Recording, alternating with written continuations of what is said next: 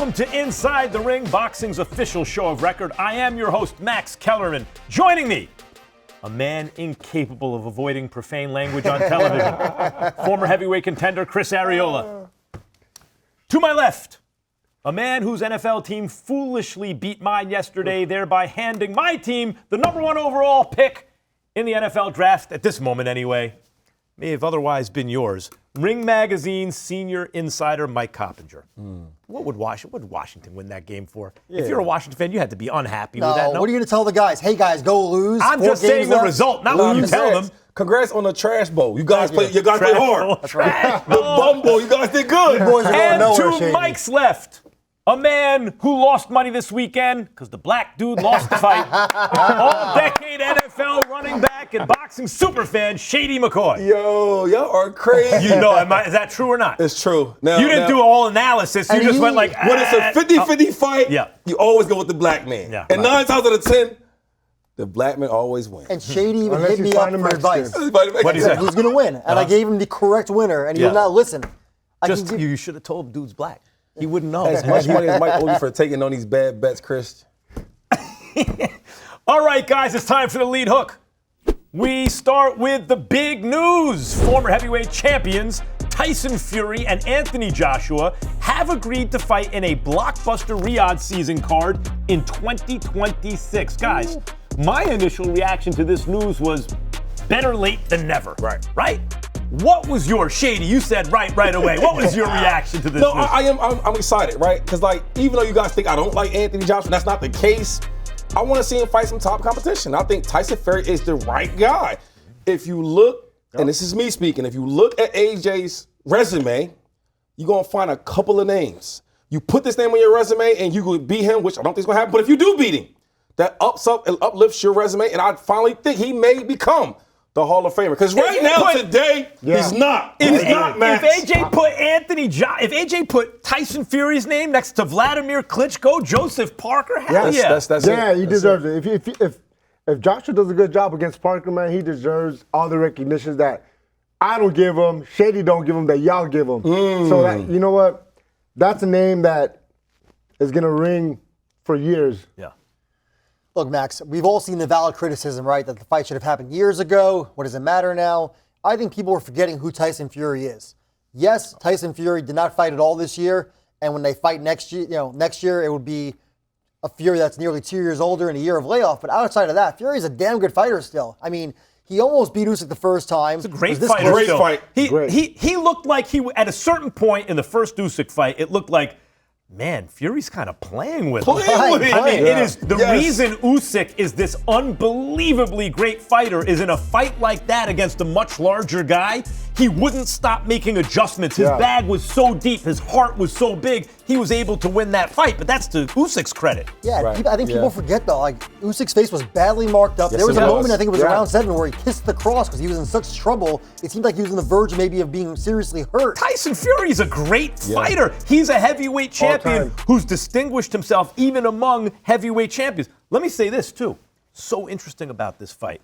Tyson Fury beats Vladimir Klitschko for the heavyweight championship of the world. Ring Magazine, Undisputed, whatever, lineal, whatever you want to say, he's the heavyweight champ. Then Fury has all these outside the ring problems, drugs, mental health issue.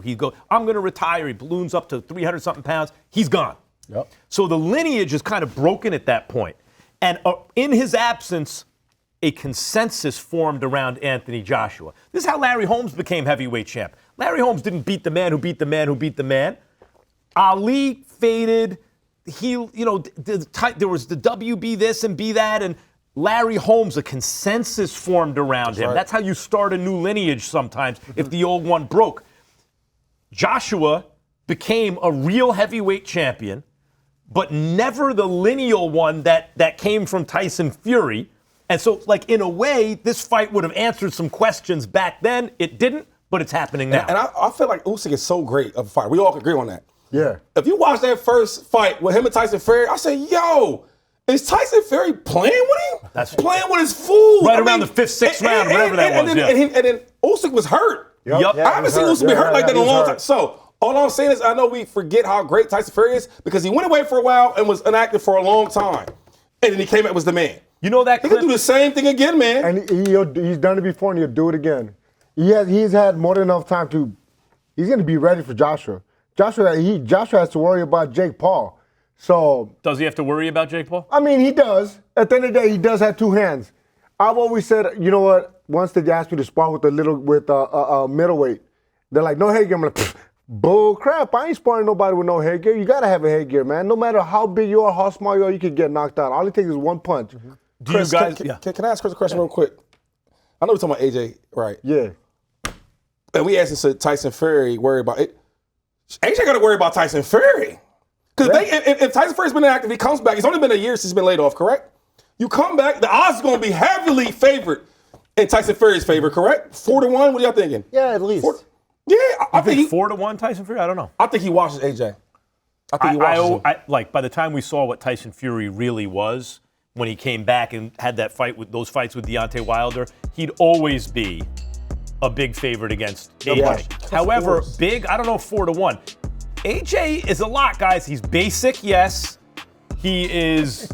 He's been chinny. Tyson Fury's not an enormous puncher. He's a puncher because he's big, so he can get weight behind. But he's not a snappy, I'm going to knock you out with one shot type of puncher. And if AJ applies steady pressure, I'm interested in the fight. Before they get to that fight, both Fury and AJ have other business to take care of. We mentioned it a second ago, starting with Anthony Joshua. He's fighting Jake Paul this Friday in Miami. It's happening in a few days. Last week, Jake Paul was on the Pat McAfee show and pointed out how his nose has been moved around his face from taking so many shots from his heavyweight sparring partners. You broke your nose? Is this new? I'm seeing your nose. Your nose is that from the same show? More crooked, brother. I'm not gonna lie. The sparring, the heavyweights, my nose has moved a couple millimeters to this camp. A guy by the name of Frank Sanchez, he definitely cracked it a little bit, so it definitely has a slight little something in there. But yeah, man, it's bad. Frank, wait, hold on. Look at that, dude. Yeah, it's like, Frank. I'm like Squidward, dog. Now, on the one hand, guys, Jake Paul has real guts. I mean, Yes, he does. Yeah. Jake Paul, my hat is off to you. You have guts. You're getting in there with professional fighters who are much more experienced than you, who are also much bigger than you. Yes, they are. And you're getting down like that. You have to respect that. But what do we make of the fact that his face is getting rearranged by these guys? I mean, it means he's getting quality sparring and they're not going easy on him. I think that's a good thing. I mean, not that anyone wants their nose rearranged on their face, but he's sparring with Jared Anderson, Frank Sanchez, and Lawrence Okoli. Big talented guys. Yes, they are. Big dudes. Great Gotta move sparring. that head. Gotta get a little better defense. You've had some tough heavyweight Just a couple of sparring them. sessions. What's Just up? a couple of them. The main thing is, man, he's fighting beasts. He's in there with beasts of sparring partners. Those ain't sparring partners. Those guys are in there trying to get your head off, man. And him getting his facial range, that means that he has to start using his defense. He's going to have to start learning how to move in the ring with big boys. And I hope he's learning with those guys because, man, he's going to have another thing coming with Joshua. I mean, the fact that he's as undersized as he is in this fight and that giving up that much experience. Guys, if Jake Paul finishes this fight on his feet, forget about winning first. I mean, if he happens to catch Anthony Joshua with something big and stop him or something, oh my God, the chances of that happening are minuscule. If he finishes the fight on his feet like Rocky in against Apollo in the first one, or even makes it into the middle rounds, right? You look up, it's the 6th, 7th round, and there's Jake Paul fighting. Does that hurt the Joshua Fury fight? No, no question, it I can't. think. No. Well, it can't. Because- You just said that we you watched- like Fury by a landslide Yeah, already. This is AJ, yeah. But what I'm saying is because we watched the fight with Tyson Fury. Yeah. Before he fought Usyk, he fought the guy, what's his name? Ngannou, right? And it didn't look good at all. And everybody, oh my God. But that didn't affect the fight at all. We still looked at Tyson Fury like he's Tyson Fury. When he fought Usyk, it was a great fight. So that don't matter. But I just want to piggyback real quick to Jake Paul. I just have to do this. We criticize Jake Paul all the time. And Jake Paul is having this fight against Anthony Joshua. We need to put way more respect on his name. No doubt. Because it's a win-win for him. A lot of guys ain't stepping in front of AJ that's not a true professional fighter, right? And he's doing it. His whole nose is crooked now, and he's laughing about it. it's hard to not like Jake Paul. Listen, Jake and he's Paul, doing he right, sold on me, and dog. he's paying the undercard fighters, and he's promoting women's Yes, boxing, trying to yeah. give them their shine. Let me say something. I was critical of. I've been basically pro Jake Paul since he started because I think he has guts. But Tough, at a bro. certain point when he was talking the Tank Davis fight, I did an on-air kind of essay on this show Right. about how Jake Paul has to ask himself, is this as far as I can go?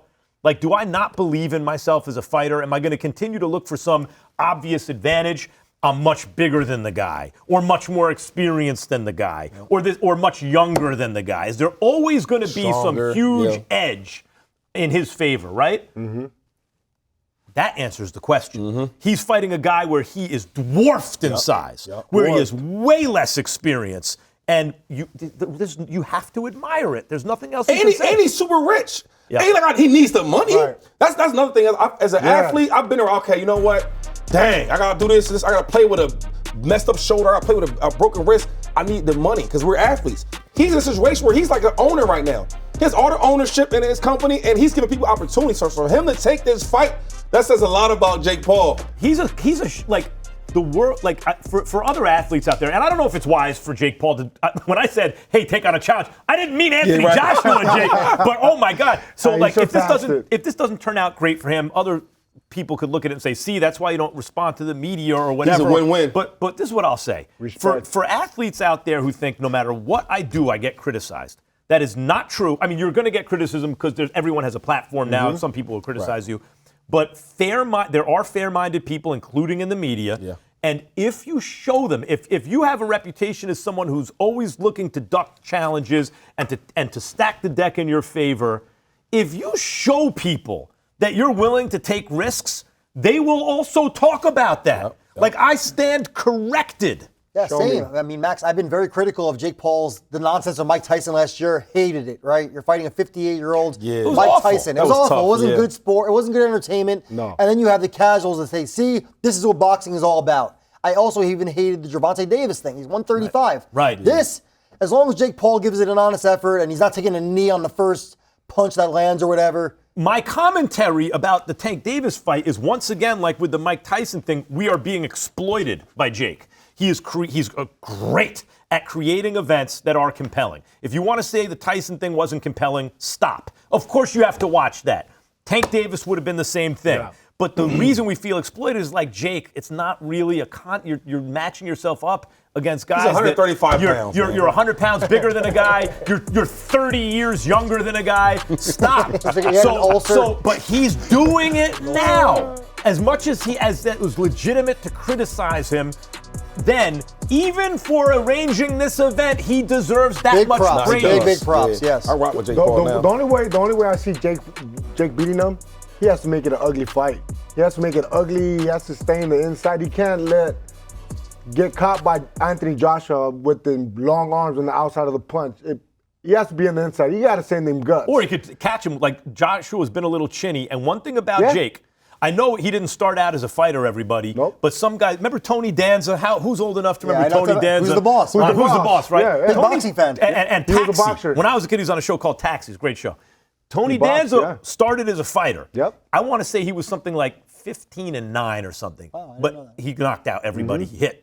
Tony Danza, he fought on an Ali undercard. Tony Danza was a we get legitimate. Tony Danza on this show? I gotta look him up. Sure. I gotta look him up. Tony Danza was a legit puncher. Yep. Some dudes just punch hard. Jake Paul is a legit puncher. The real chance he has is if you can punch like Jake Paul, if you can get that shot home, that's your shot. Yeah. That's it. That's your shot. And he can punch.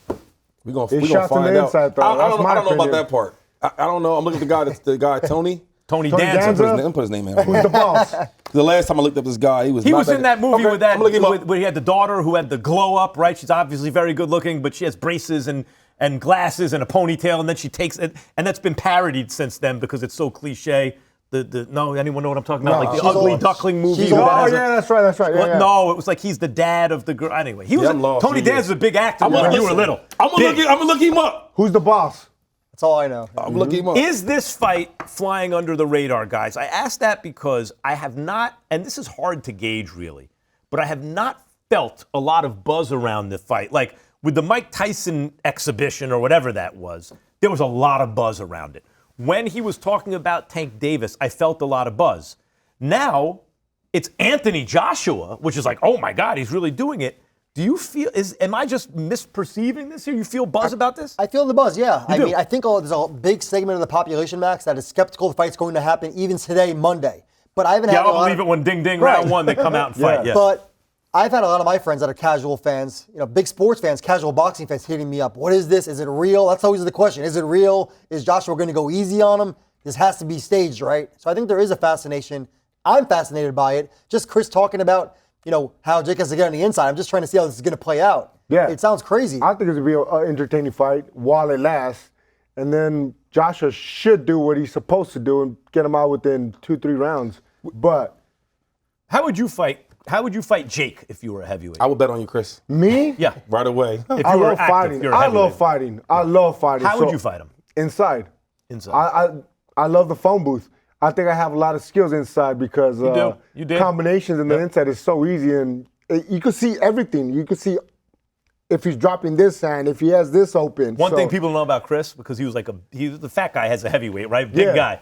But Chris was a really good high-level amateur light heavyweight. Mm-hmm. So he actually had, which people didn't really know, light combinations. heavyweight amateur skills. Yeah. But he was a big heavyweight in a Mexican style. Yeah. He was a lot. I think this fight was fun, though. It's not going under the radar. Yeah, you were always in a good fight. Thanks. Because, like I said, if you fought Jake, I would put like a lot of money on you. Just know that. Yeah, but thanks. but first of all, when Jake Paul has these fights, it's a whole event.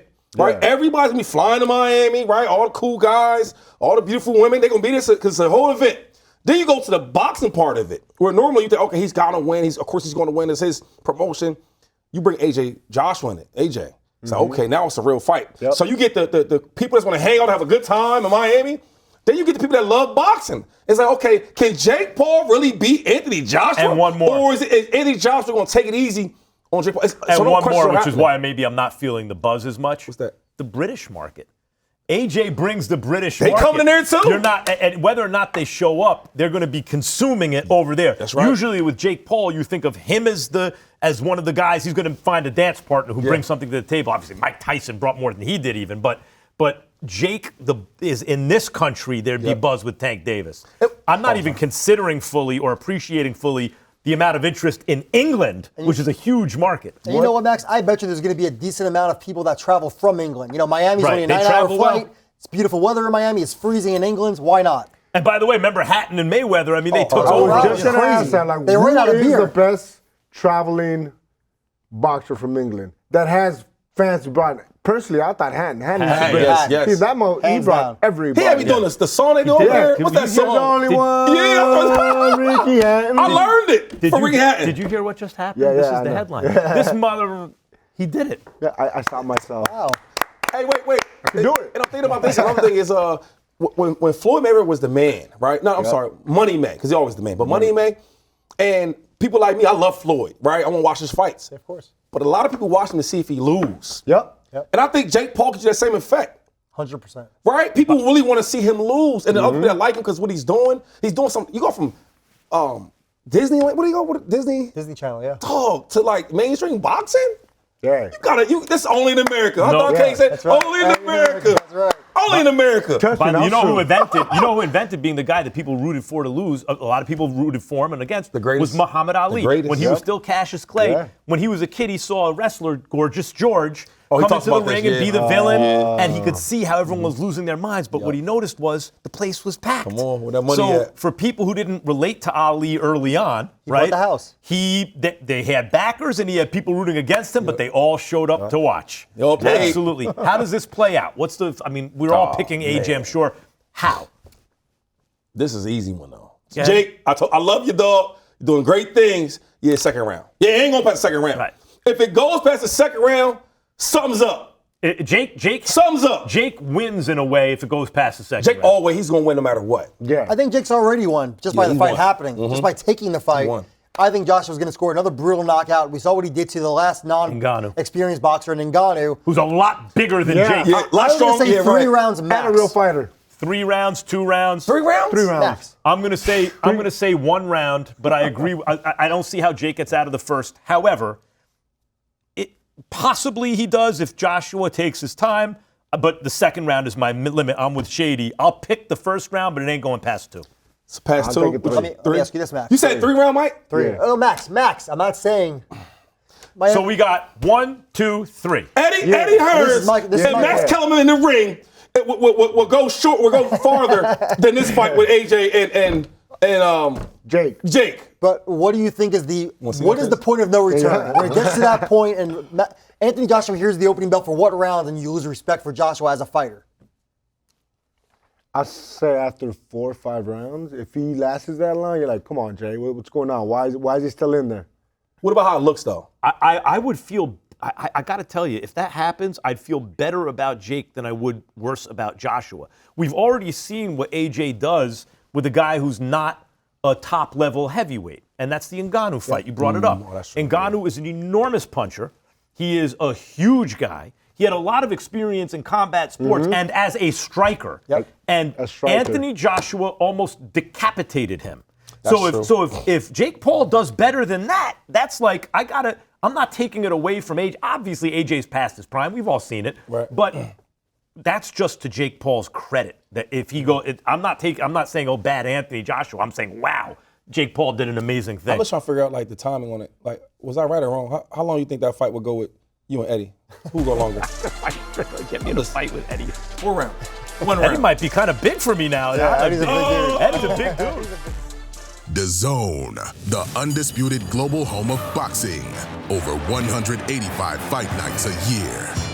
From the world's biggest events straight into your home. The kings, the chaos, the comebacks. From weigh-ins to walkouts, inside the corners, raw reactions, expert analysis, behind the scenes, top commentary.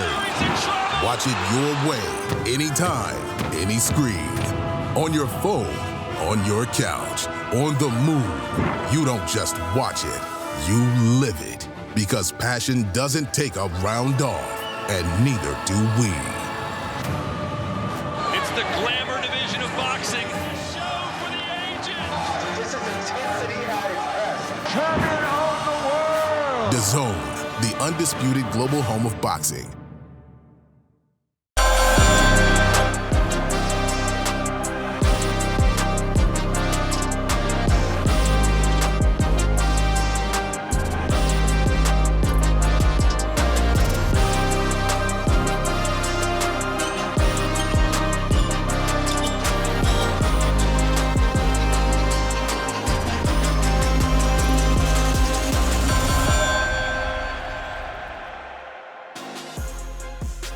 Welcome back to Inside the Ring. I am now joined by the chairman of Matchroom Sport and the best-looking promoter in boxing, Eddie Hearn.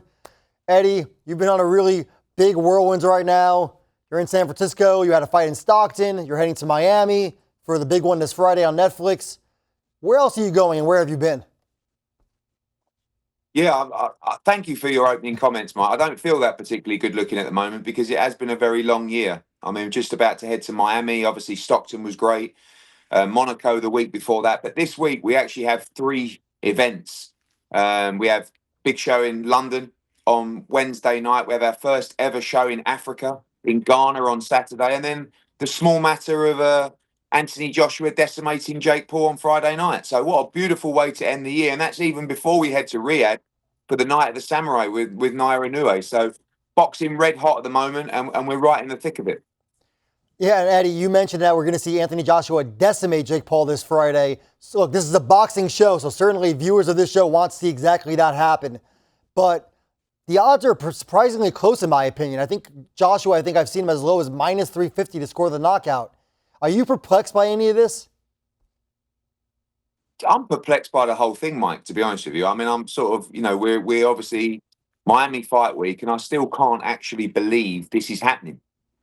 I mean, a lot of the reaction, I'm in Stockton on Saturday. People are like, I'm walking past people in the crowd. They're just saying, please, please, please, end this. Don't let Joshua let us down on Friday night. And you don't have to worry about that.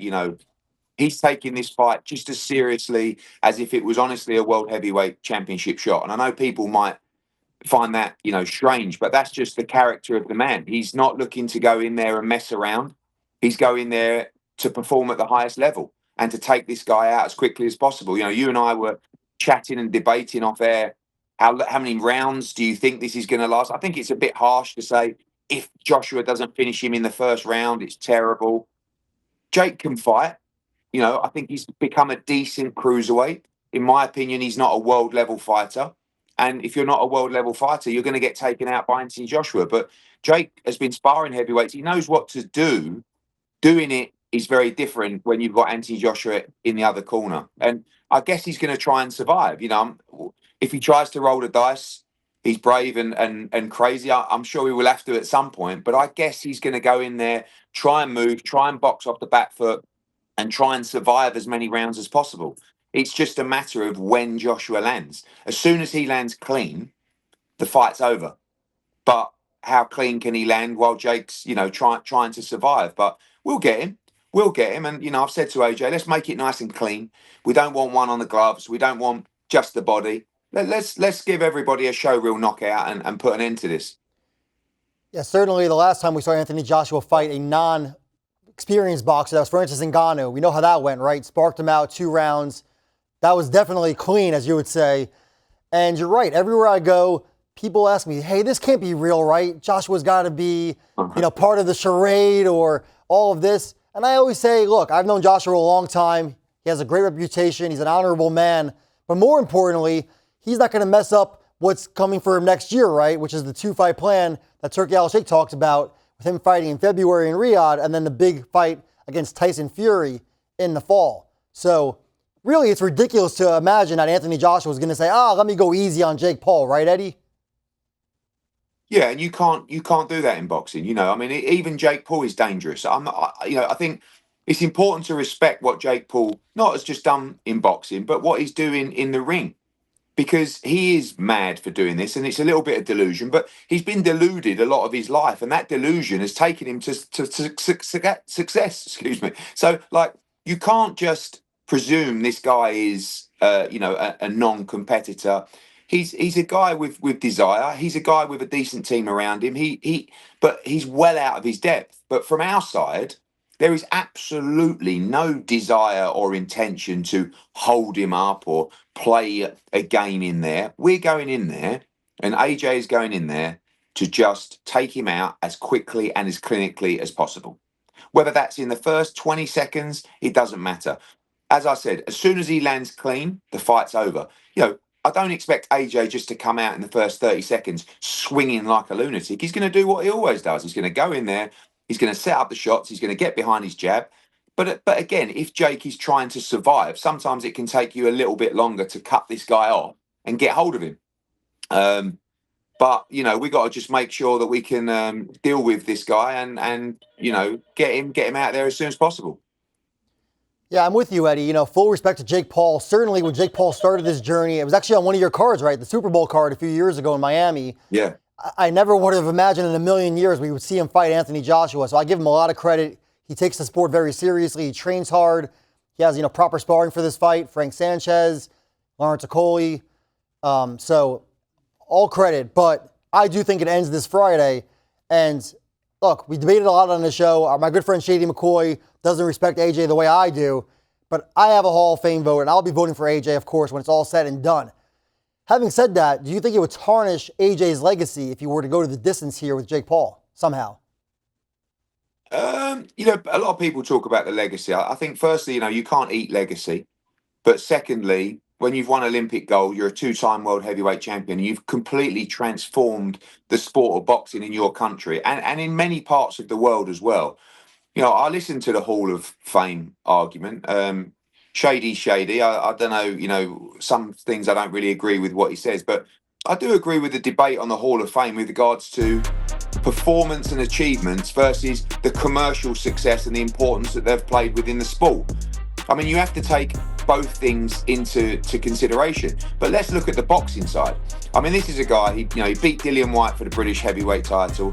He beat Charles Martin, he beat Molina, he beat Brazil. Then it started getting really serious. 90,000 unifying against Vladimir Klitschko. then Carlos Takam, who was the mandatory challenger. Then he unified against a prime Joseph Parker. Then he went and beat Alexander Povetkin, who was very, very dangerous at the time. All these fights in front of 90,000 people. Then he fought Ruiz, got beat. Then he came back and beat Ruiz, starting off the big fights in Saudi Arabia. Beat Pulev, came back, fought Usyk twice. Obviously crushed Francis Ngannou, Otto Wallin, all these guys. So for me, and I'm obviously biased, AJ should be in the Hall of Fame only on his boxing achievements.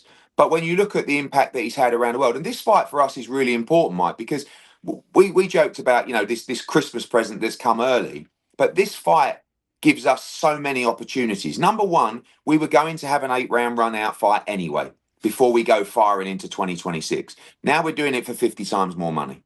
The profile that this fight gives Anthony Joshua, if we can go in there on Friday night and ice this guy clinically in a round or two and come out looking like this beast Adonis in front of the whole world, our stock is going to go through the roof, even fighting Jake Paul. The plan on Friday night is to exit this fight with a sackload of money, with the hottest property in boxing, but more importantly, geared up with that new team to attack the heavyweight division on 2026 for normal business to be resumed. With Turki Al-Sheikh, maybe Tyson Fury, if Fury steps up. I don't want to get too excited about that fight. It's the absolute plan with His Excellency. I'm sure he can deliver it.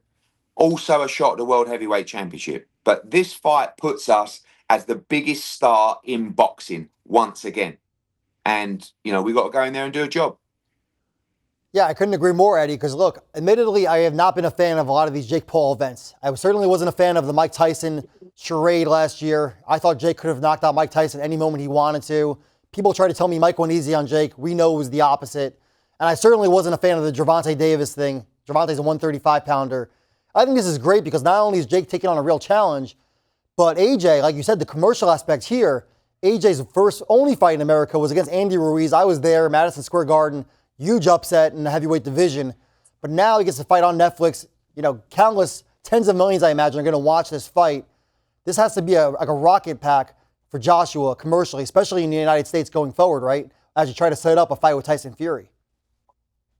Yeah, like I said, when I spoke to Nikisa and we were talking about this fight, I wasn't sure whether they would take the fight or whether it was real. But the money was one thing, and obviously the ability to get out this year in an 8-rounder. But like you said, the commercial benefit that comes with it. We know the audience is huge. We know AJ's a great personality. He looks $1 million.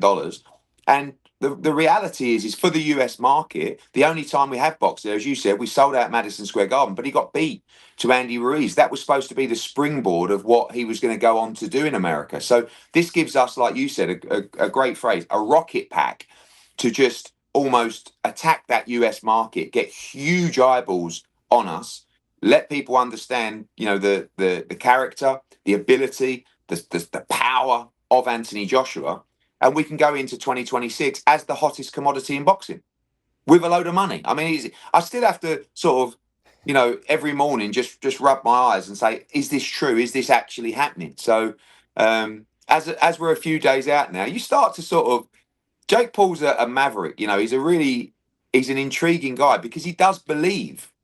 And it's a little bit baffling that he does believe. So you have to give him that credit, and you have to give him that respect that this is a guy going in there actually believing he's going to win. Yeah.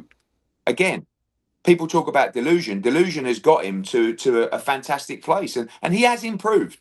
I think important what you said, the sparring. Jared Anderson, Frank Sanchez, Lawrence Okoli. I'm sure these guys aren't going all out on him, but he's still getting hit hard by these big heavyweights.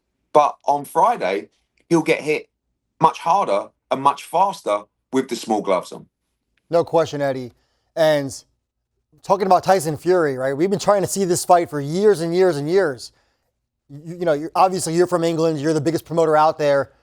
And I think there's no question that a fight between Tyson Fury and Anthony Joshua is by far the biggest fight in UK history. It's a blockbuster event. When you take a step back and look at Anthony Joshua and Tyson Fury potentially fighting in 2026, what stands out to you? Just a fight that has to happen. I love the fact that both guys are still, relatively in their prime. I think that Tyson Fury just lost 2 very close fights to Alexander Usyk, so we can't even begin to think that this guy is not the same fighter that he was. He's a tremendous fighter. AJ, I know, we had a tremendous camp against Dubois. Obviously, on the night, it didn't go our way. Everything we've seen in the camp so far with the new team, AJ's firing on all cylinders. So, AJ's focused on Friday night.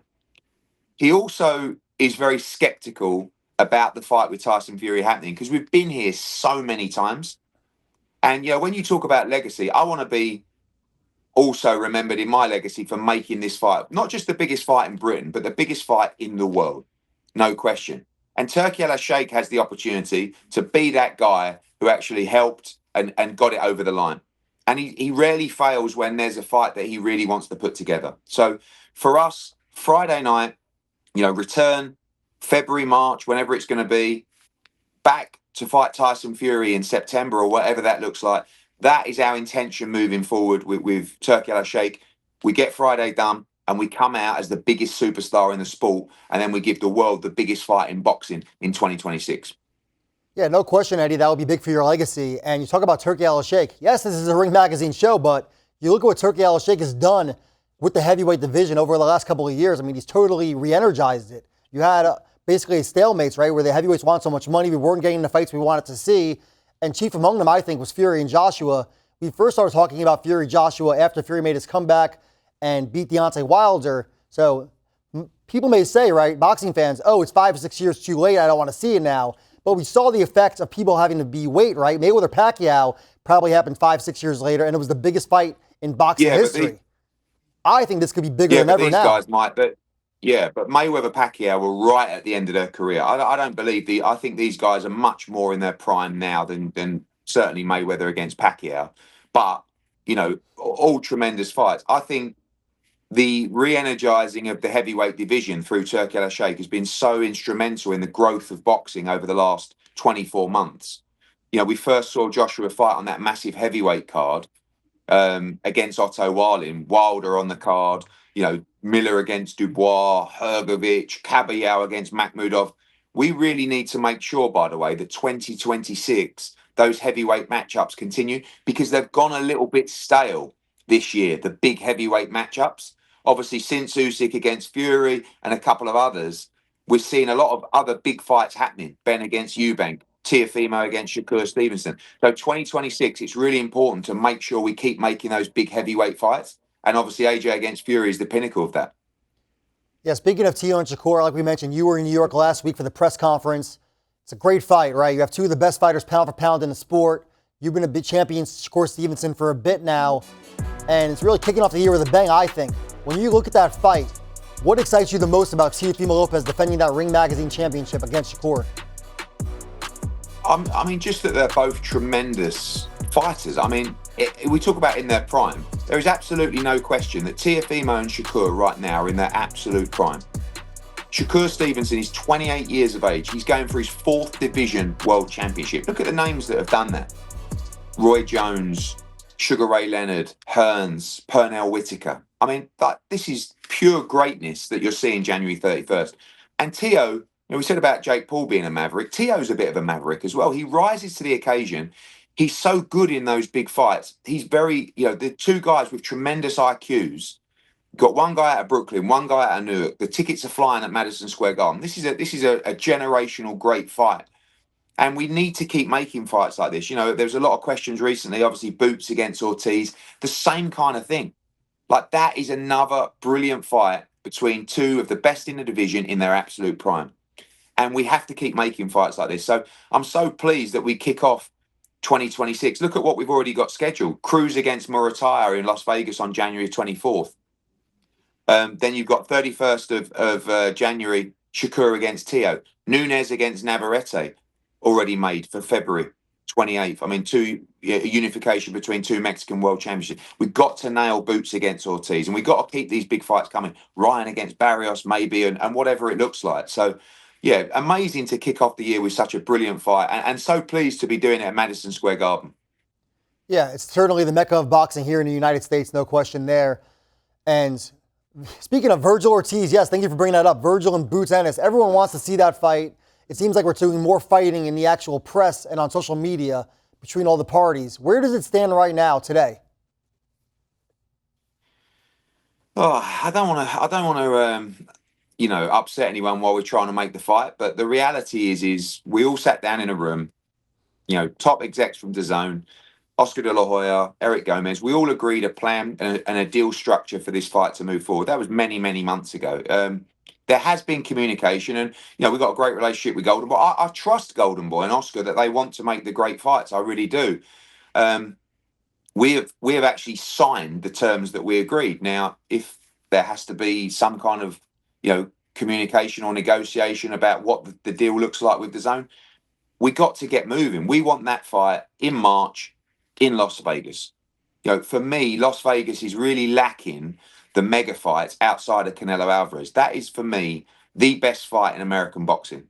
And I just hope that Team Ortiz actually want that fight, because DAZN are putting the pressure on, and so they should. Golden Boy with DAZN, we're with DAZN, we're in. I put everything on the line that we win that fight. I have no doubt at all. If they feel the same, let's make it happen, but let's get on with it. We don't want to go backwards and forwards, and there's been no bad mouthing, and there won't be, because we're trying to move forward collectively for the good of boxing. It's very important right now that fights like this get made. Speaking of American boxing, Eddie, you certainly always speak your minds, and after Devin Haney's win over Brian Norman last month in Riyadh, you said Devin Haney's boring, and he's not your cup of tea to watch anymore.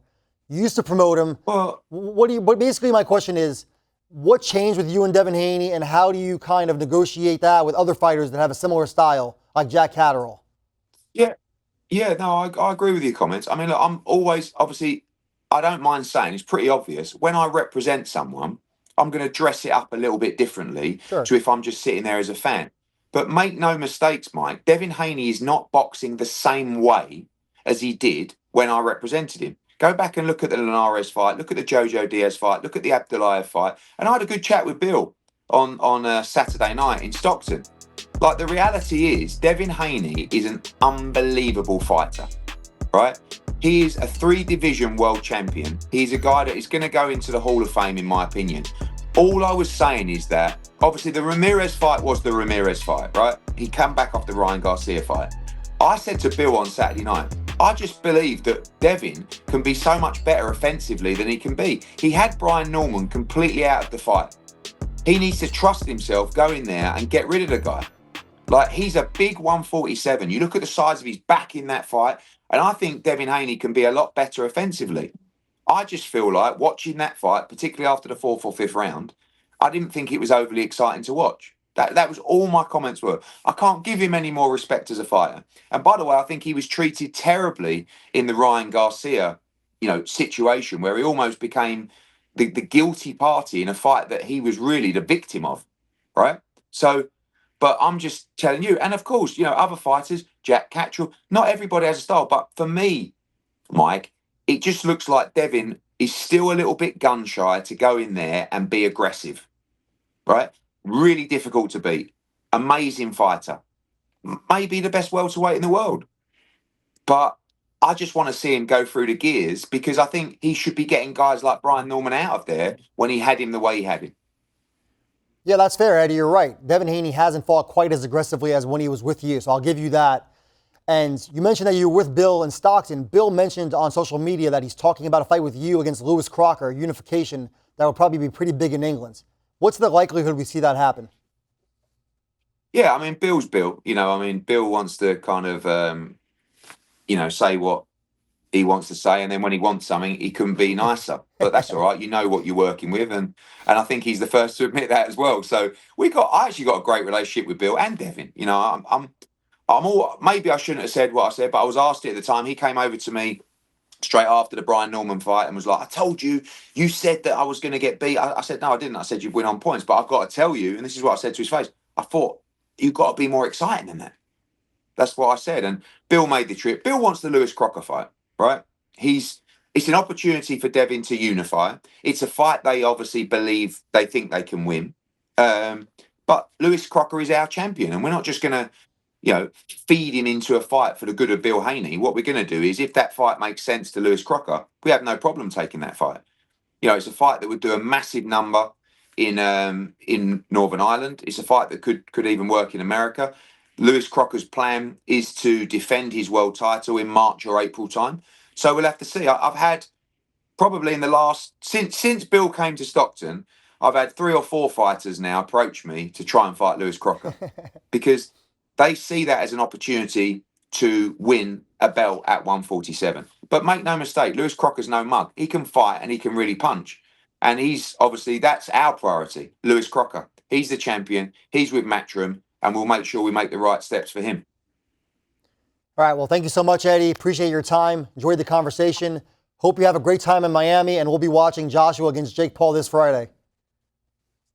Fingers crossed, Mike, eh? All right, right now we'll be right back with more Inside the Ring. Hey, listen up. Let's have it. We know you've always got your eye on the prize, the championship belt. And why wouldn't you? You're a finely tuned, well-oiled boxing watching machine, capable of consuming over 185 fights on the zone every year.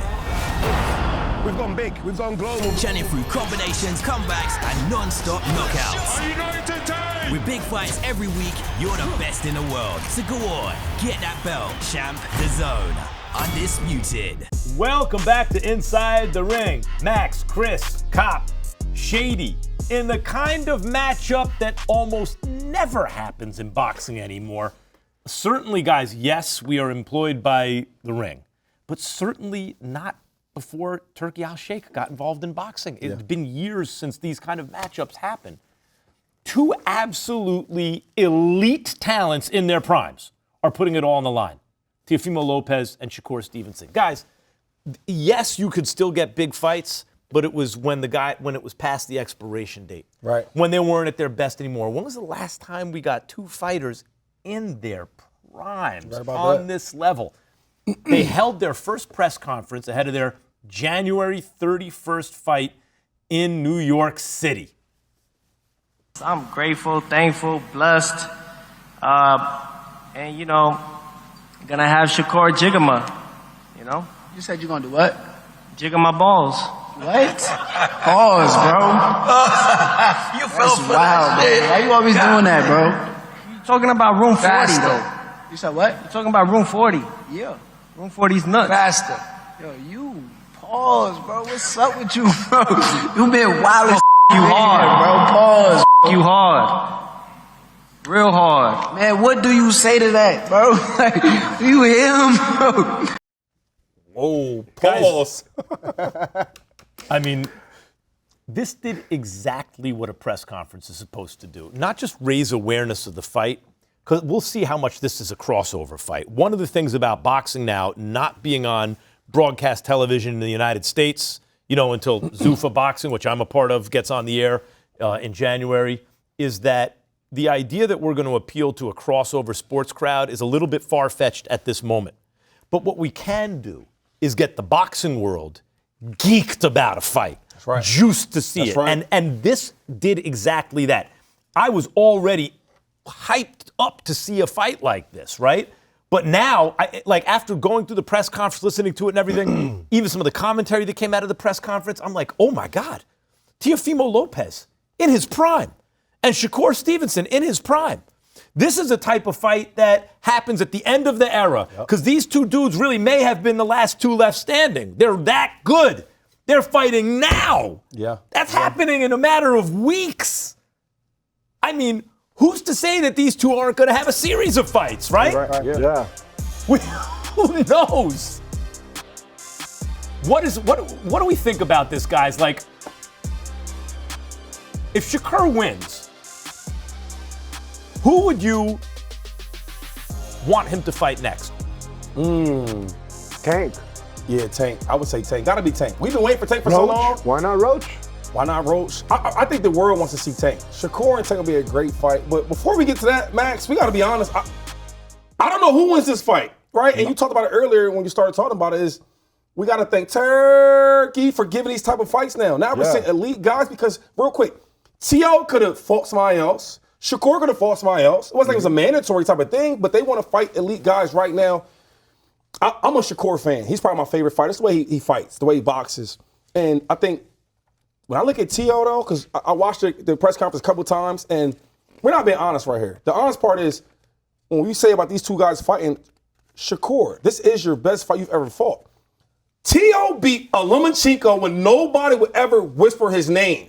And I think we just passed over that. You're right. You're right, Shady. When I said every time I say, yeah, neither one of these guys have ever fought someone like this, I have to stop myself and say, wait a minute.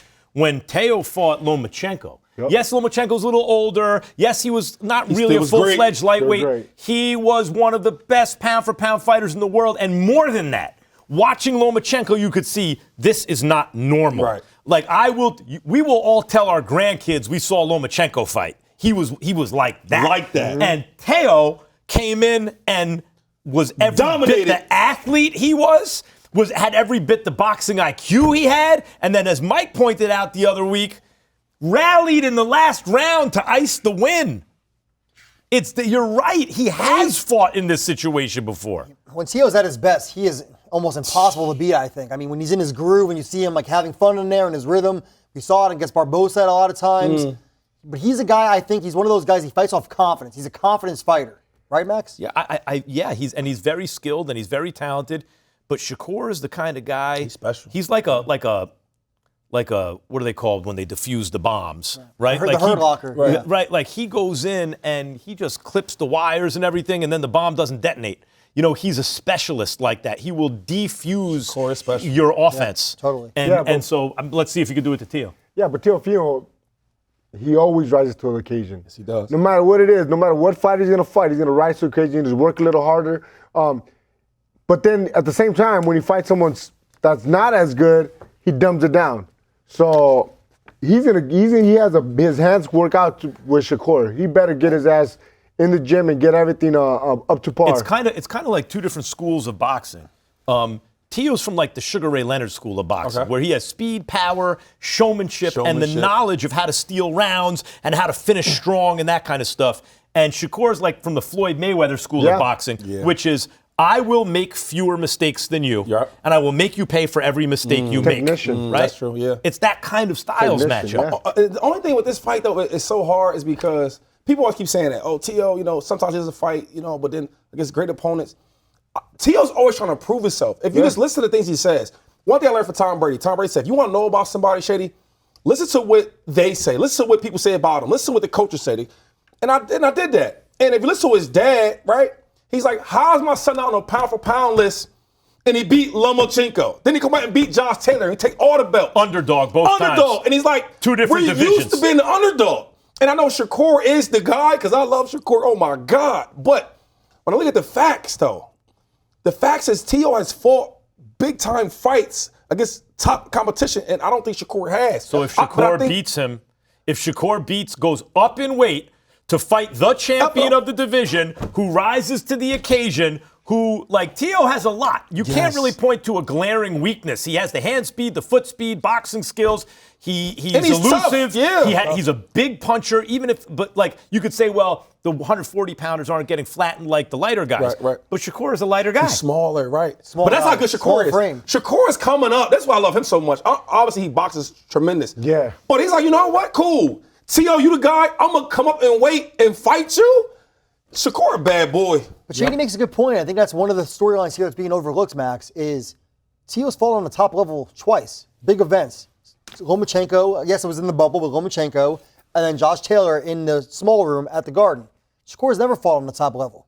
Not his fault, but he just never landed a fight like this. He beat the best available lightweight in Zepeda. Absolutely. He beat the best available junior lightweight in Oscar Valdez, at the time. They ain't Teo. No, they are not. They are not in other words, it's not Shakur's fault that he's such a not difficult fighter to fight that he can't get these guys in the ring.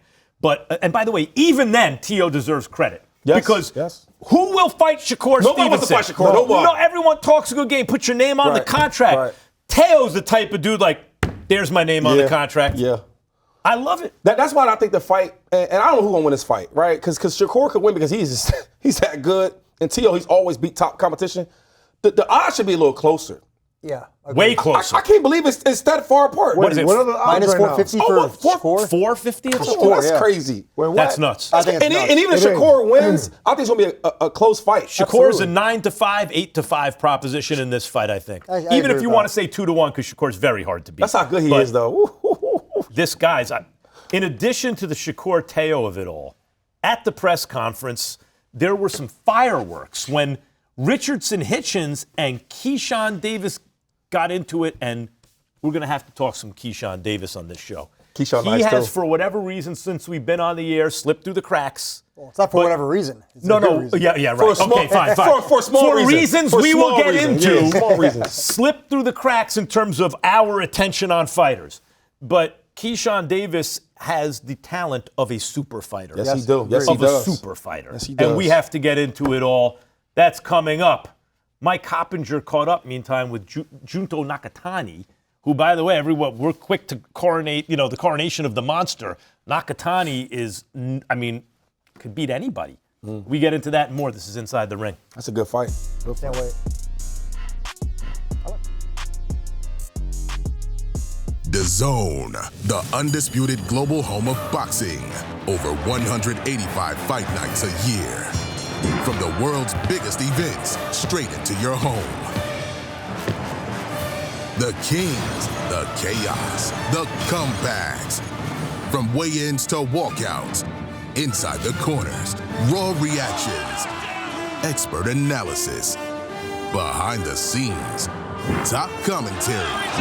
Watch it your way, anytime, any screen. On your phone, on your couch, on the move. You don't just watch it, you live it. Because passion doesn't take a round off, and neither do we. It's the glamour division of boxing. Show for the ages. This is intensity at its best. Champion of the world. DAZN, the undisputed global home of boxing. Welcome back to Inside the Ring. Our informant, Mike Coppinger, The snitch. caught up with the co-headliner of the Ring 5 card in Riyadh, Junto Nakatani. This dude is for real. Let's take a look. Junto, thank you for taking the time with us. It was so much fun watching you spar. First off, this is going to be your first fight at a new weight, and you're taking on a really tough guy. First, he's at number 8 in the ring rankings at 122, tough Mexican. Why take on such a tough fight for your first fight at the new weight? 自分が成長できる一戦だなっていうふうに思いましたし、それにふさわしい相手だっていうふうに思ったので、そのセバスチャン・ヘルナンデス選手と戦いたいなっていうふうに思いました。 So far, right, it hasn't mattered what weight you fought at. At 115, you were incredible. 118, you've been on a great tear, and your power seems to carry and get better every time you move up in weight. You're rated number 7 by the ring, pound for pound, huge accomplishment. How do you become the number 1 pound for pound fighter one day? そうですね、このスーパーバンタム級で最強であるっていうことを証明するために、井上尚弥選手と戦うことは必要だなっていうふうには思ってますね。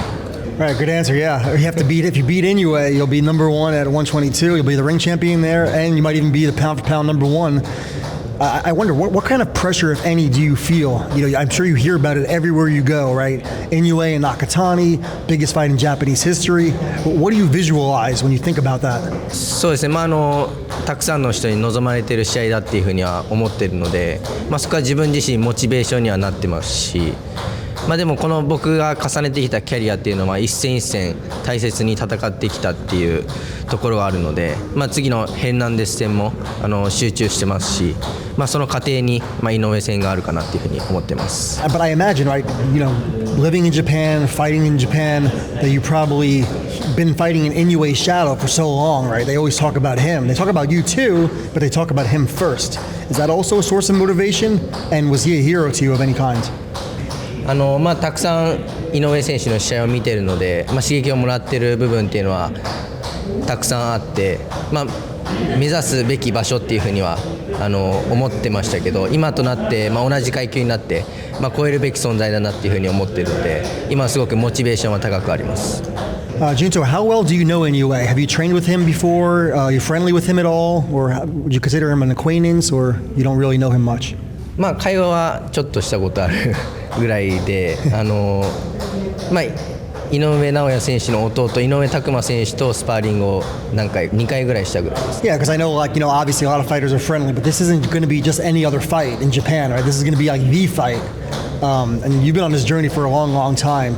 Isn't it crazy to think about that this journey is going to take you to an all-Japanese card in Saudi Arabia of all places? Think about that.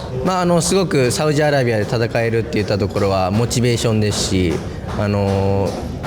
初めての経験なんで、自分のこれからのキャリアに生きてくるかなっていう風な思いと、日本人選手がこう揃って試合できるっていうところは、世界中に日本人の強さっていうのは知らしめることができるかなっていうふうに思うので、楽しみにしてます。Yeah, did you have like a favorite fighter growing up in Japan? I mean, obviously fighting Harada, right, is considered the greatest of all time. I know Inoue is trying to get there to try to claim that spot. You can stop him from doing that, of course. But yeah, did you have a favorite fighter?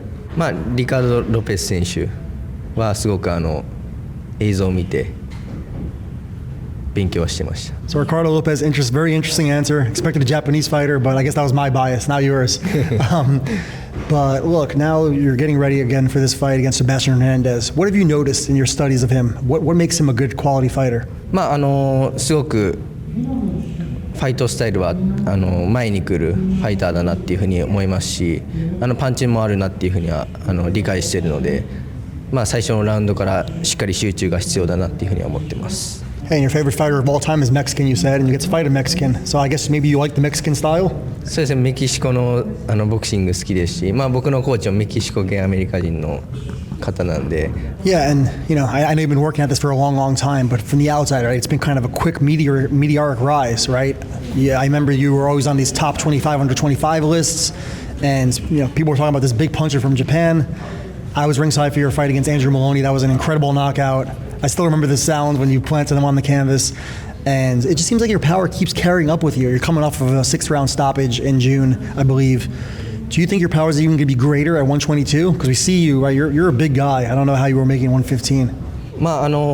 階級上げてもスピードとパワーっていうのはよりついてきてるなっていうふうには思っているので、そこは試合をやってみなきゃわからないですけど、122でいいパフォーマンスが出せるんじゃないかなっていう感覚は今持ってます。I'll say this. Sometimes a guy comes along, I'll say like that guy's different. Like we're talking about the monster. You put your eyes on him. The reason everyone talks about him and Bam is you put different. I don't think Nakatani is one of these guys you look at and say that's different. Mm-hmm. But you think that's hard to beat.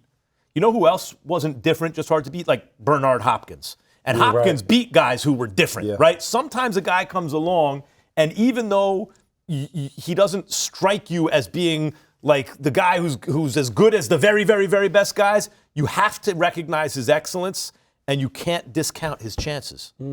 That's how I feel about Nakatani. Yeah, and watching him spar in person, Max, being with him, sitting down, he's such an impressive guy, very mature. I mean, this is a guy that left Japan, didn't even go to high school. After he finished middle school, he went right to LA to train with Rudy Hernandez and has been doing it ever since. I mean, that takes massive balls as a 15-year-old kid to leave your country. Yeah, big time balls.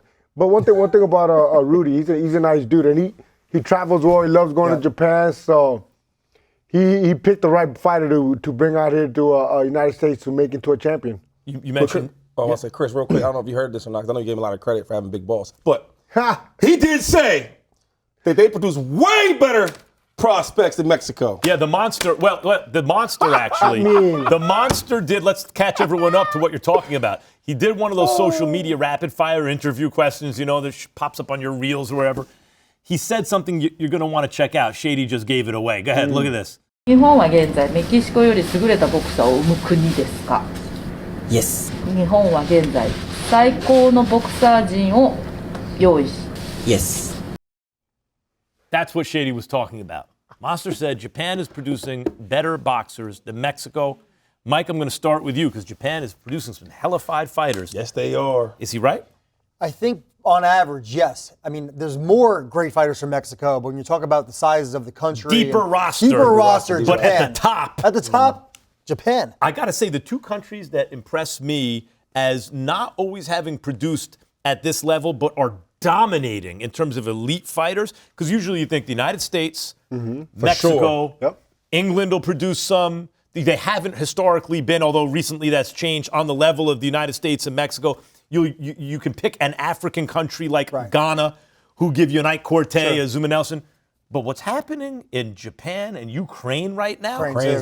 Ukraine is coming out with some dudes you're like, damn, it's one of the best fighters I've ever seen. And Japan's kind of doing the same thing, Chris. And Max, I want to. Oh, sorry, go ahead. But you know, Mexico still has some good fighters. We have Canelo. We have Pitbull. We have Benavidez. Benavidez is Mexican American. We're talking Mexico. We're talking Mexican. I'm not talking about Japanese American. I mean Mexican. Navarrete. We still have a couple Chris Areolla doesn't count either. We're talking about fighters in Mexico. Chris, the ring top 10 right now, pound for pound. There are no Mexican fighters in it. There was always, when I was a kid, Carlos Zarate, Ruben Olivares, Julio Cesar Chavez. There's recently Canelo Alvarez. You always got Mexico representing in the top 10. I'm saying the idea, I think it's been crowded out now. Like it's crowded because of Ukraine and Japan. They got 2 top 10 fighters in pound for pound from Japan. Oh, you want a history? Oh, I thought right now. You want a history? Right now. This is my episode for this one. Listen, this is what we all know. Now, we can say the United States, because I love my people, the blue, the white, the red. But for the brothers, we always gonna be. You mean African American? You know what I'm saying? Yes. Black dudes from the United States. Come on now, the best. Because every now and then a Kelly Pavlik will pop his head up, but you're saying by and large. You're saying by and large when we say American. What I'm saying is, I don't care who it is, and you watch boxing. If you say, if you ask who is the greatest fighters of all time, you give me your top 5. There's gonna at least be 3 brothers. Let's see on their list. Sugar Ray Robinson. 1. Manny Pacquiao, Filipino. He's one of mine. Too. You're claiming him? You want the racial draft like on Chappelle's show? He's in my top 5. Floyd, come on. Ali, come on. 3, Henry Armstrong, black dude. Of course. 4, Muhammad Ali. 5, I'd put Harry Greb, white dude from the United States. But there was 3. From the 1920s, but by the way. 3. But okay, still. Was it 3? Yeah, 3. You go next. I'm glad we got that information. No, we can keep going. Let's keep going. Let's keep Sam going. Langford, black Come United on, States. brother. Willie Pep's got to be in there. Sam White dude, United States. Come on. Pernell Whitaker. Sweet Pea. Roberto Duran, Panamanian. Duran was a Panamanian. Yeah, I've been there. I see his boxing is a worldwide sport. But to your point. But to my point. When the United States is, listen, what has happened throughout boxing history is you will find the most marginalized or socioeconomically disadvantaged groups will produce the most great fighters. For sure. And in this country, that's been immigrant groups. So when it was, by the way, Benny Leonard and guys like that were Jewish back in the day, best pound for pound fighter in the world in the 20s. Italian fighters, right, when they were kind of on the outside. But what has been true because of the history of this country is black people have always had to behave almost as though they're immigrants because you start on the bottom, which is awful, but true and good for producing good fighters. We talented. Chris, you agree? Your top 5? 100%. Top 5, like all time? No, not this. Just be honest. This is Shady's favorite segment of all time. And Max's too, because we had history involved. So. Your top 5 all-time fighters. There's going to be some brothers in there, like 3. Yeah, of course. See, we great athletes. Y'all finally. So we waited till we get on national. Oh wow. Yeah. So you need the world for y'all to be honest with me. Yeah, okay, cool. You gonna go, Mike, or you not gonna go? No, I mean, look, obviously the black American fighters are always some of the best fighters in the world. By the way, for years, always say that. Question, Shady, is that not every time are they going to win in a fight. That's different. That's his problem. That's his problem. He'll throw it all away and just be like. Again, when Inoue fought Fulton, he couldn't believe that I was picking Inoue. No, that's not. You know what Inoue has over Fulton, among other things, in terms of skill and everything? Power. More athletic. Twitchies. Yeah, no, he's better. Twitchies. He's better. More athletic. All I'm saying is when we talked about this, so now if I get the world involved, y'all be honest. I said the brothers is the most athletic in the world, and y'all finally agreed to it. Thank you. On average, yes. Thank you. Well, I will say this also. Throughout boxing history, you want to know which fighters were really about it when they were drawing essentially a soft color line in boxing. Which of the white fighters would fight black fighters and give them opportunity? Remember who I mentioned in my top 5, pound for pound all time? Harry Greb.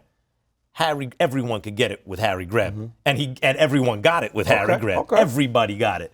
And by the way, that's also happened with black fighters when it was considered, well, another black fighter is not marketable. Of course, this is a lie. The biggest fights of all time, Ali, Frazier, come on now, Hagler, Sugar Ray Leonard, right? Like it's nonsense. However, when even the perception has been that, like there were some black middleweight killers who weren't kind of given as many opportunities maybe as they should have in Philly. Willie the Worm Monroe, Cyclone Hart, Bobby Boogaloo Watts, all these guys. That's where Marvin Hagler went. Yeah. He came out of the Lions Den ready to win the middleweight title because he had to fight all those dudes, right? He earned it. He earned it out the mud. All right. Coming up, we debate yet another boxing list. Who knows what metric Shady will run this through in order to determine who's on the top of this list. This time, this list is from ESPN, but this is Inside the Ring. And we all agree. The Locker Room. The new home of DAZN's boxing content. All your big hitters, all in one place. I am not going to stop until I am pulled off of this guy. Daniel, don't disrespect you are. Daniel, don't disrespect you come. More exclusive content than ever before. Look at that blood. You remember what's coming. Welcome to Inside the Ring, boxing's official show of record. I'm your host, Max Keller.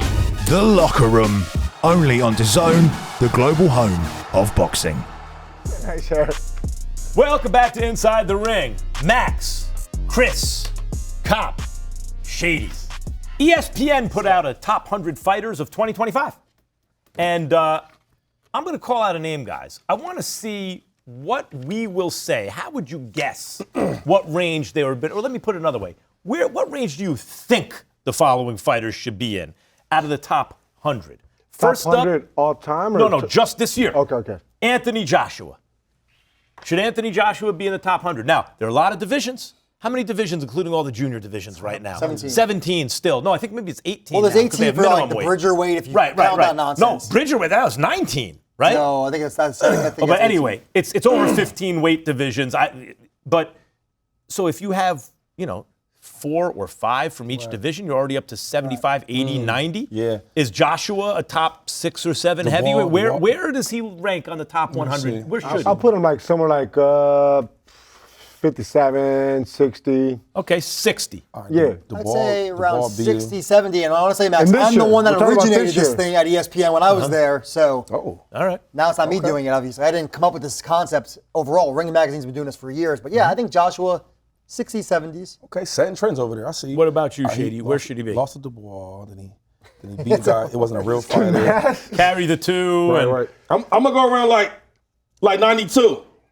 Yeah, like 92. I gotta say, I would also I'd probably go 85. That's close, because there are a lot of divisions, and if you are not at the moment top 5 in your division, and maybe he is, but he just got knocked out. Yeah, right. bad. If you're not top 5, now you say there's 17 divisions times 5. Already, that's 85 fighters. It won't work out exactly like that, but that's a thumbnail sketch. Where is Anthony Joshua? Oh, 39. my God. What? How did he get it so high? Holy Jesus. What in the Eddie Hearns? How they do that? Yo, how? Listen to what I'm saying, Max. This is what happens when I'm not doing the list. All these weight classes, this is how I would categorize it. Is he the man in the weight class, right? 1 or 2 or 3? Then is he a prospect? Is he one of the guys that's up next Let's to talk be? about heavyweight. I don't think he is. Usyk. Okay. Tyson Fury. Wardley's coming off a big win. Caballel. So by the way, even Atama. At this moment, Atama and Wardley don't have the resumes of Joshua. But we're not talking about ranking them overall. No, right. We're talking about Right this now, today. year, This right year. now. It is hard to put Joshua ahead of Wardley after what I'm Wardley's saying. last win and Joshua's last loss at this moment. Agreed. And you could even argue Atama just eyeball test. He's killing guys. What have you I done shouldn't for say me killing Who lately? fighters, beating if bad. you take the money out of it, who would fighters rather fight, right? And I think who they think they would win. Right. And I think Atama, they want to see him. No, they they probably don't want to see wanna fight- they do not wanna fight AJ. Atama. That's How what about I'm Manny saying. Pacquiao, guys? Where do you think Manny Pacquiao should rank? Oh, I like Manny. I'll go 15. 15. This year? Oh, yeah. This year? Pound for pound? 15. For this year? For No, top we're 100? saying pound for pound in the world today, right now. Maybe 25. Whoa, that's real. I'm No, gonna say. I'm giving him Now, props. Right? how Yeah, about- man, because he's still consistent. He's still fighting. I'm gonna say 90. I would say he's coming off a draw.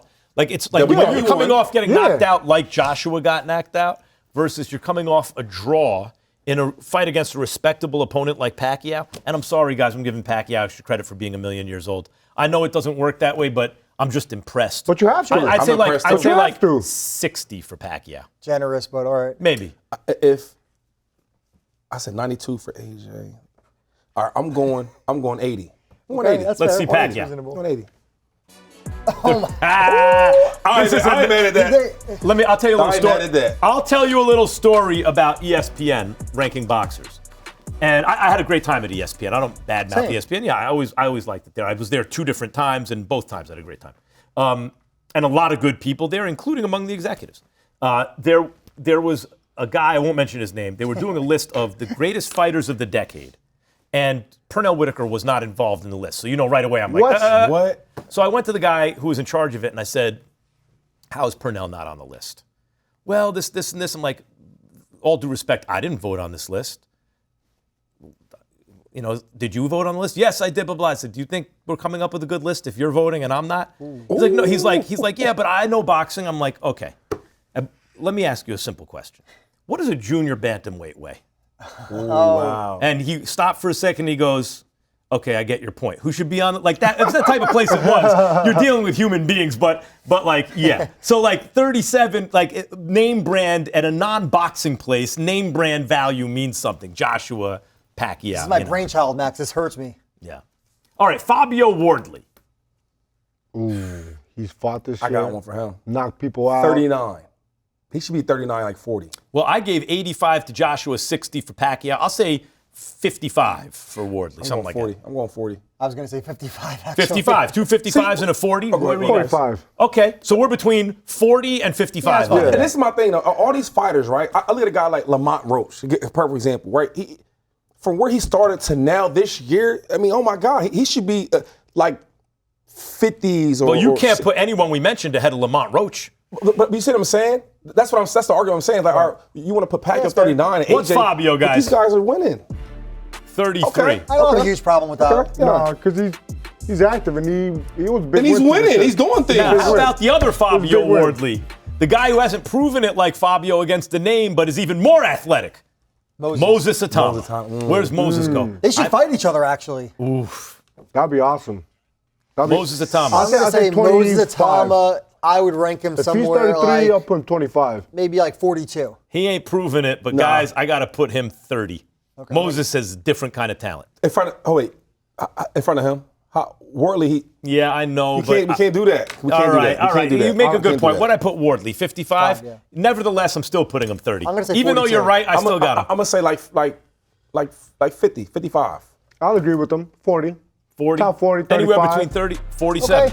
Okay. Okay, so yeah. See, Moses is, when I said Bam, when I said the monster, Correct. well, there's some guys, you put your eyes on them and you go, that's not like everybody else. He's special. Moses is not like everybody else. He might not make it. You got to take a punch. You got to see, but not like Devin Haney. Oh. This year? Yeah. Top 10. Top 10. Top 10. Dream Haney, baby. Top 10. Yeah. I agree. He earned it. Great Top fighter, 10. and he keeps earning it. Number 10, maybe. Exactly. I'd Top have him 10. like 10. Top 10. I agree. Where's Top Haney? 10. 10. Woo! So far, what Finally we've seen out of everybody, when the magazine and us were way off, or sorry, when ESPN and us were way off, when we have ranges that go 10, 15, 20 difference, right? Yeah. But when we all say 10, Come on now. and then they say 10, I think it's pretty safe to say Devin Haney is 10. Because, you can talk about the eye test for this fighter or what we think he's going to be in the future. Devin Haney is doing all that right now. He's getting He ain't results. talking about it. No. He's showing you in the ring. I agree. You can't say anything. I might not love the way he held in the second half of the fight, blah, blah, blah. The dude's getting results. He holding belts. Ryan Garcia. My guy, Ryan Garcia. Where's Ryan Garcia? If Haney's 10, where's Garcia? Last one. Well, he's got to be low because he's coming off of the loss to Roll. He got dropped in the fight. I would say 75. Oh, I would have said 25. I'm Maybe, at 50. yeah, something like that. I'm at 25? 50. Yeah. I'm just saying where they're going to put him because he's coming off the loss to Roll. Yeah. 75. How would it be 25, Max? Well, you think it's too high? Yeah. He had good wins at lightweight. We're talking about this year. This year, right? He got caught. Yeah, but yes, we're not just talking about what they accomplished this year, but this year weighs heavily in where we would rank them, right? Where we're going to actually put him, where do I think he's going to be? Where do you think? Where would you put him? I would put him probably Where should he be ranked? in the 30s. I'd say 50. Top 50 for sure. All right, so hold up, because. But Ryan, I swear to you lose to Barrios. Yeah. Even if you draw or something like that, if you come to work, you know what, it's going to be worse than the loss. Yeah. It's harder because, these guys are winning belts, and he's trying to, and I'm a Brian Garcia fan. He's my boy on the show. Yeah, he's our guy. You said 30? 25. I said 30. Damn, you said 50.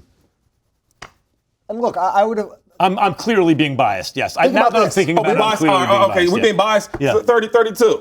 32. All right, let's see Ryan. 71. 71. That's about right, though. That's about right. Yeah. That's about right. Yeah. That's about right. Yeah. I was biased. I didn't realize. I didn't even realize I was being biased until it was clear I was applying a different criteria. I had a feeling, to but him. that's disrespectful, I'd say. Disrespectful. Yeah. 71 really? is disrespectful? Why? What do you think is respectful? Anywhere from 25 to 50. No. If the Haney thing counted, I'd have put him in that top 5. Yeah, top if he 25. didn't get caught on a test, then it would be different. I'd have been 25. And that's really what I was banking a lot on is the Haney fight. You're right about that. We love you. We love you, Ryan. We just doing our job. Make it hard sometimes, We're just doing our job, dog. We love you, though. When we return, we catch you up with the latest in the world of boxing and knockout news. This is Inside the Ring.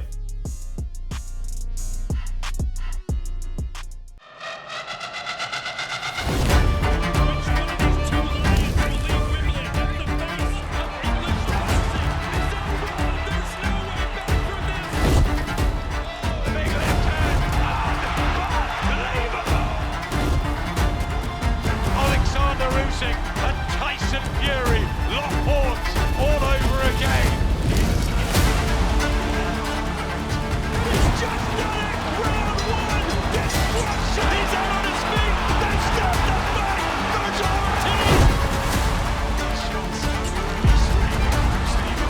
No love lost between these two.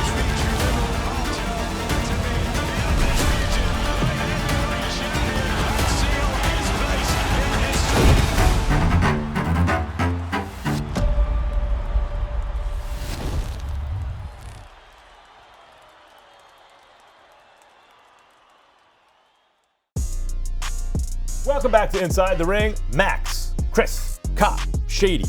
Let's get right into some knockout news. First up, the number 6 cruiserweight, Noel Mikaelian, beat number 5 ranked Badou Jack in a rematch on Saturday here in Los Angeles. You were there. Yeah, I was there. Both fighters had points deducted in a sloppy affair, but Mikaelian outworked Badou Jack to take the unanimous decision. Mike, what are your thoughts? Yeah, like you said, sloppy fight. But Noel got the job done. He thought he won the first fight, and he won the rematch. So he has a title now, and I would expect that we might see Noel versus Jai Apatayo as the Ring Magazine Championship next. That's the fight Jai wants. I think it's the fight Noel wants. And with Zurdo fighting Benavidez, it makes all the sense in the world. This is the problem with boxing, guys, to me. This is my headline about this fight.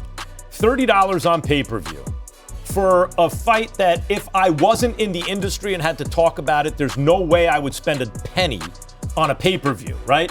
There's no sane person who would do that, even if you're a boxing fan. And Pacheco was fighting at the same time, and all you needed was a subscription, not pay-per-view. And even then, I'm like, why? What is happening with boxing? Like, it is bad news. I'm involved in Zuffa boxing, guys. I'm not pretending to be a disinterested party, but the reason I'm involved is because of this stuff.